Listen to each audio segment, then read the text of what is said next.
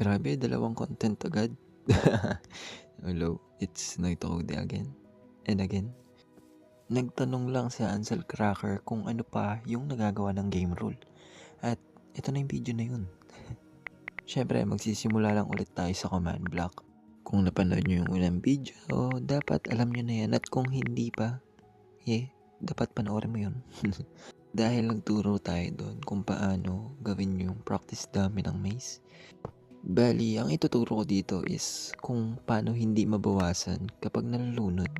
So, basic lang yung command game rule. Drown damage, false. Tapos, yun na yun. Basic lang. And video na.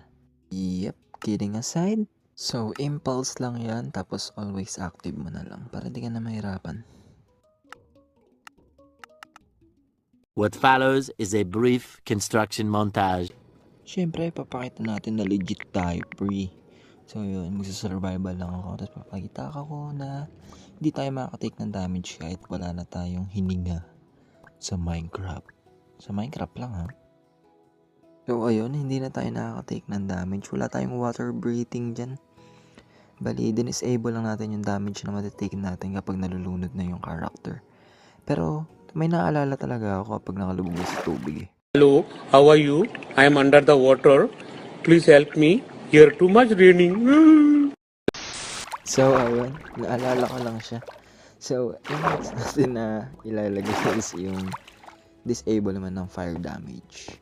Bali, fast forward ko na lang doon kasi marami pang pinagkagawa sa video. Ewan kung ano ba yun. Soon after. So, ayun. Ito na yung paano mag-disable ng fire damage. Same thing lang din. Game rule, fire damage, and false. Yun na yun. Then, papakita ko rin kung paano. This time, nag-set up na ako ng campfire and nung flint and steel para makita nyo na legit na gumagana siya, syempre. At kung meron ka ring tanong, pwede kang mag-comment sa may baba para malay mo, matulungan kita sa iyong mga katanungan. Basta Minecraft related yan, akong bahala sa'yo. So, kung gusto mo yung command, ilalagay ko lang sa dulo and medyo madali lang naman yun. Kaya, bye! Yes, no, let's